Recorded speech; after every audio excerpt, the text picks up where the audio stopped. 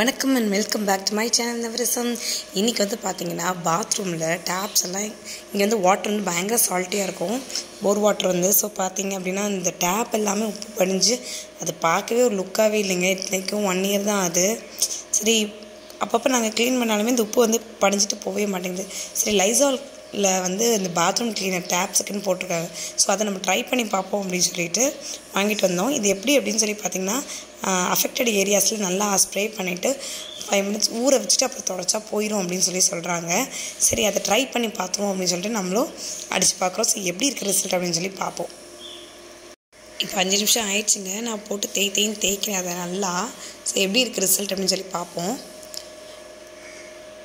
நல்லாவே அழுத்தி தேய்க்க வேண்டியதாக இருக்குது. ஏன்னா ரொம்ப நாள் ஆயிடுச்சுங்களே உப்பு படிஞ்சு. ஸோ வந்து நல்லாவே தேய்க்கிற மாதிரி தான் இருக்குது, கொஞ்சம் அழுத்தி. ஸோ அதே மாதிரி நானும் தேய்ச்சி பார்த்தோன்னே நல்லாவே எஃபெக்ட் தெரியுதுங்க. ரொம்பவே சூப்பராக தேய்க்கவே செம்மையாக தெரியுதுங்க. பாருங்கள், நல்லாவே அது போயிடுச்சு, க்ளீனாக செம்ம லுக்காக இருக்குது.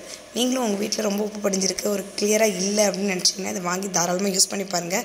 தாராளமாக உங்கள் வீட்டில் நீங்களும் வாங்கி யூஸ் பண்ணி பாருங்கள். உங்களுக்கும் எஃபெக்டிவாக இருக்கும்னு நம்புகிறேன். இந்த வீடியோ உங்களுக்கு பிடிச்சா மறக்காமல் லைக் பண்ணுங்கள், ஷேர் பண்ணுங்கள்.